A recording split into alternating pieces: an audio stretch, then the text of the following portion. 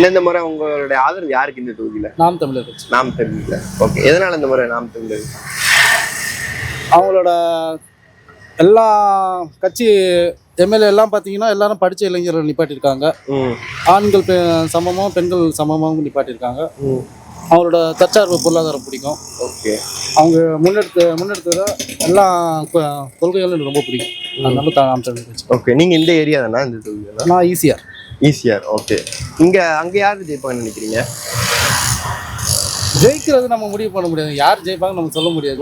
ஏன்னா நான் போடுற வாக்கு மட்டும் தான் சொல்றேன். நான் அங்க நிக்கிறதுல விவசாய சின்னத்துக்கு நான் வாக்கு போடுறேன். போன முறை அவங்களுக்கு தான் போட்டு அவங்களுக்கு தான் வாக்கு. இந்த முறை விஜய் வந்திருக்கனால எந்த அளவுக்கு ஒரு காம்படிஷன் இருக்க போகுதுன்னு நினைக்கிறீங்க? அதெல்லாம் காம்படிஷன் கிடையாது பாஸ். சரிங்களா? சரி, ஓகே. எதுவும் சொல்ற போல இருக்கு. அதெல்லாம் காம்படிஷன் கிடையாது. சரி, ஓகே. அவர் வந்திருக்காரு, மக்கள் போறாங்க, போறவங்க போட்டோம். நம்ம யாருக்கு நிக்கிறோமோ நம்ம அவங்களுக்கு தான் நிக்கணும். இப்போ விஜய் வந்திருக்கனால ஏற்கனவே நாம் தமிழர் விழுந்த ஓட்டுகள்லாம் பிரியும் அப்படின்ற மாதிரி சொல்றாங்க. அப்படியெல்லாம் தெரியாது பாஸ். நாம் தமிழர்ல இருக்கவங்க எல்லாம் நாம் தமிழ் மட்டும் தான் வேற யாருக்கும் போட மாட்டாங்க.